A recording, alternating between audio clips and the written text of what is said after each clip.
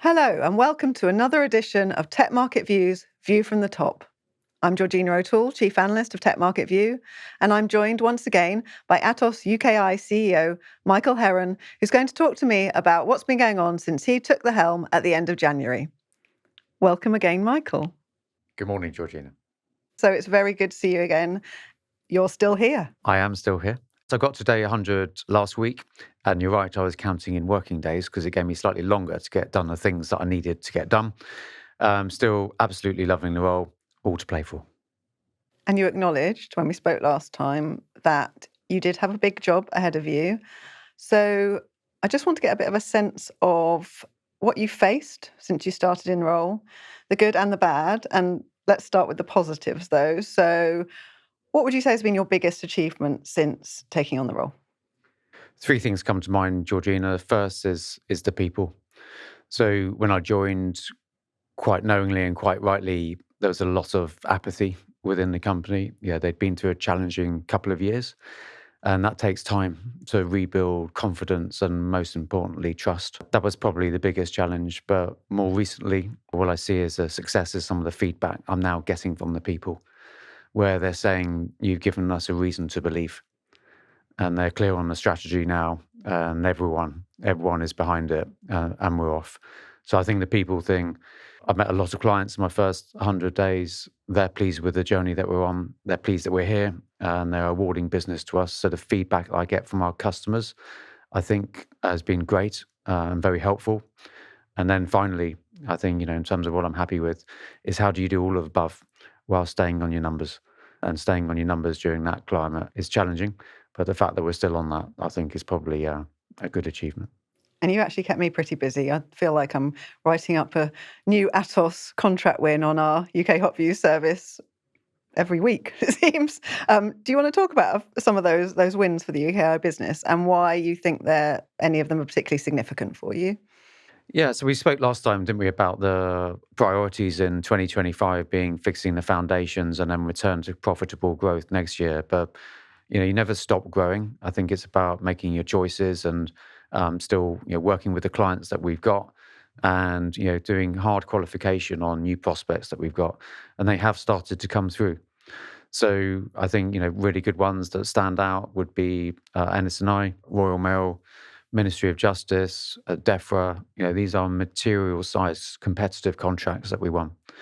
And so I'm going to be moving the narrative a little bit from 6 months ago, the whole is Atos alive? Okay, it's safe, to last 3 months of where it appears that Atos are back with these wins. I'm moving on from that now. Now it's about the future and how we can make our customers be future ready. And talking about the future, you just mentioned fixing the foundations. That's been a core part of what you've been doing in terms of setting Atos up for the future. Can you just talk a bit about what that's meant in practical terms, in reality, what's actually been happening on the ground? For sure. So to put it into context as well, there was a lot in the house that was fine, that didn't need fixing. Yeah. So obviously I've just been focusing on maintaining those aspects of the house and fixing those perhaps that need some tightening, for example. So I think about the introduction of more discipline in bidding, in operations and delivery. When I think about fixing the foundations, I also think about making sure our business is fit for purpose and right-sized. Yeah, there has been some revenue loss over the last couple of years, and I've got to make sure that the size of our workforce is proportionate to that. Okay, so that's definitely been part of it. And then in a few examples, there's a piece around introducing new foundations to the house that weren't there before. So internally, that's around simplifying a lot of what we've been doing and some of the processes and governance and such. And externally, I think that's around some different messaging to the market and being super crisp and super clear on what we stand for. And for all the leadership team, the other important thing is for Atos to be clear who it is. I've been reasonably critical in the past about Atos not really having a clear identity in the market. I'm starting to see you identify your strengths now, be a bit more confident about who Atos is. And at the corporate level, you have had the Genesis plan, the strategy and transformation plan that was announced at the Capital Markets Day in May. Could you just talk a bit about Genesis, what that means for Atos and what it means in terms of your identity going forward. Yeah, so I think there's a group piece and then there's a UK&I piece, which we can come onto. From a group piece, for me, the best summary is the SOTA principle, which is Atos backwards conveniently. So the S is for simplification. We are quite a complex firm, and we're on a big mission in this Genesis transformation program to simplify things. Examples of that would be at the global level, I think we're in too many geographies, so we'll be exiting some geographies, maybe with low revenue or poor margin. I think we are well underway in simplifying our propositions. I think we had over 200 propositions, and now we've got 36, which is much, much clearer.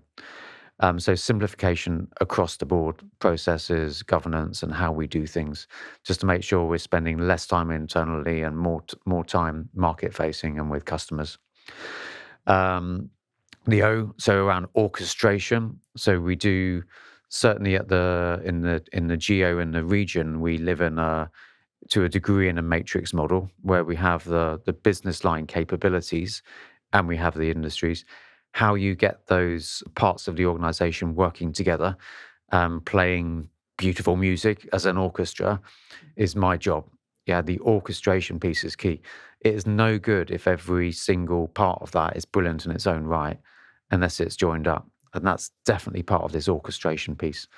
The T bit is for trim, and that's the aspect we've spoken around fixing the foundations, making sure we're match fit as we're returning to profitable growth next year. And the A bit is for AI, so AI enabled internally. That's the objective for every single person in Atos to be AI fluent by April next year. And externally, it's a big, big focus on how we can help the customers with their AI journeys. And in the UK&I, Michael, I know you want to now go to market with much more confidence, with much more boldness. So how do you take what's been defined under the Genesis plan and translate that into a strong go-to-market for the business here?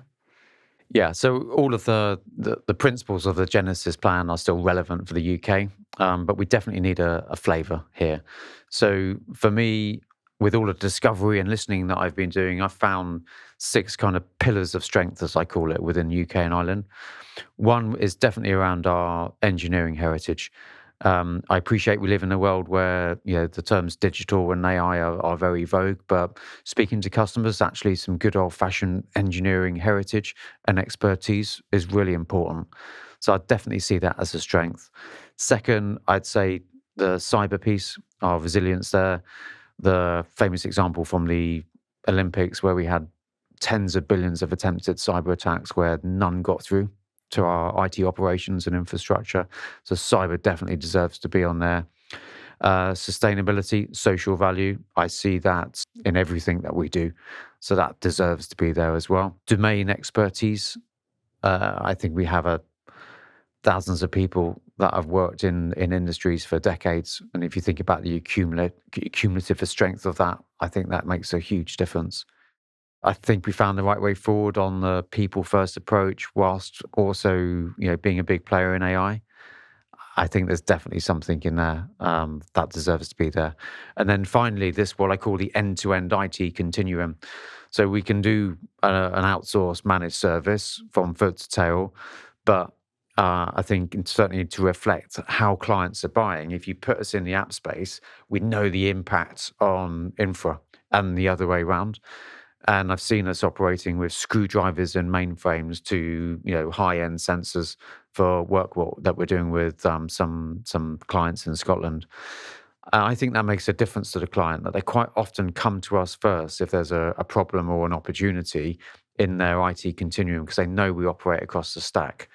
So individually, Georgina, are any of those 6 strengths differentiators? Probably not, because others in the market do those. But put together, I think they are. So the job is to find the thread, the rod that goes through all of them to make sure that we can help our clients be future ready. Yeah, cyber is a classic example where you can do that, where we build it in from the outset to help the client with the resilience. Engineering is another one. Yeah, if you build the bridge to be resilient in the first place, our domain expertise, we can in some ways anticipate where our customers are trying to go and where that industry is going. So that to me is the value prop, is the join up between all of those capabilities and strengths and making sure we can help our customers be future ready. Brilliant. When you're talking about the service lines and in combination with the new future ready value proposition, what becomes very clear to me is the criticality of both the data and AI and the cybersecurity expertise. Because to me, by embedding those two capabilities within your other service lines, you're enabling those to be next gen, if you like, and enabling those to be more anticipatory for your clients. Does that ring true with you? Sure. I'm certain that's what we have to do. We have to have data and AI embedded across all of those business line capabilities. So some examples from a data perspective, think around the software engineering piece, the use of agentic AI embedded into our software engineering practices. When I think about data, so the use of Gen AI to help release the burden of large data sets.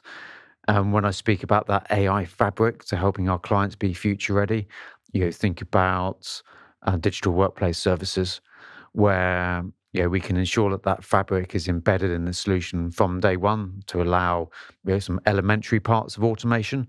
But if a client wants to go on a more distinguished AI journey going forwards in the future, but they're not sure they want to do it right from the start, that AI fabric is there in the first place to enable them to do so. And from a cyber perspective, they're working very closely with the AI teams around increasing detection times of incidents and some clever work going on around how we can basically free up humans to do the high profile cyber incidents that happen because we're able to reduce the noise quotas by our faster detection rates. So, what I'm hearing as we're talking is that you've put significant investment, both of time and money, into a clear strategy, a new value proposition to market, new offerings that you're taking to market as well, and also building a really strong team within Atos UK&I to take you forward into the future. Based on that, have your ambitions for the business changed, and do you feel you're on the right trajectory to get where you want to go? Good question. So I think the ambition is the same. It's just become clearer. So by 2028, I want us to be a £1.5 billion business. I want us to be double-digit margin. I want us to be the place that people want us to work. And I want to have the highest client retention rate in the industry. In terms of how I'm getting on that trajectory, just judge me on the results. Well, what I'm hearing, you're even more excited than we last spoke and even more bullish. So has that positivity formed a big part of the way you've led the organisation to date? And how would you sum up how you've been leading Atos? I think the positivity is key. I've never met a great leader who's negative. So I think you don't have to be hopelessly optimistic, but I think being positive is important, especially in the environment that I walked into here. But it's positive backed by clarity. I think clarity of strategy and clarity of vision. We spent a lot of time on that in the first 100 days. When I first turned out, where are we going? What are we doing? I'm hoping that if you ask anyone in Atos now, they'd be clear. They'd be really clear on where we're going. So I think the clarity is important. I think the people first approach and being connected to the people is really key. And I spend a lot of time in my working day in a week connecting and engaging with people and finding new and novel ways to do that, because that's how I really find out what's going on.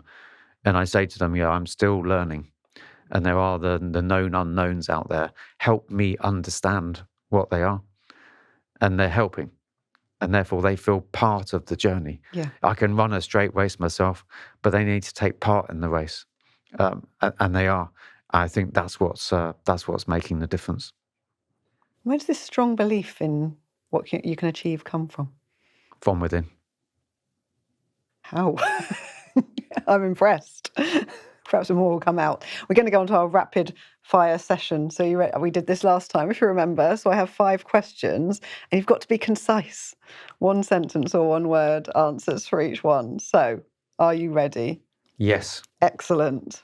How would you describe where Atos is now versus where it was 3 months ago? Restored, reassured, resilient, ready. And so question number 2, how do you think you will describe Atos if we're sitting here again in 3 years' time? I would describe Atos as a firm that has a fabulous culture, is highly respected by our customers, and is financially sound and healthy. What have you learnt about yourself since becoming a CEO? 3 things. 1, I can do it. 2, the importance of resilience, professional resilience, given the challenges and opportunities that a CEO gets put in front of them every day, and resilience to back yourself to do it. Yeah, most people want me to be successful. Not everyone in the market does, but backing yourself and having resilience to do that. And 3rd, I think the continued importance of looking after yourself.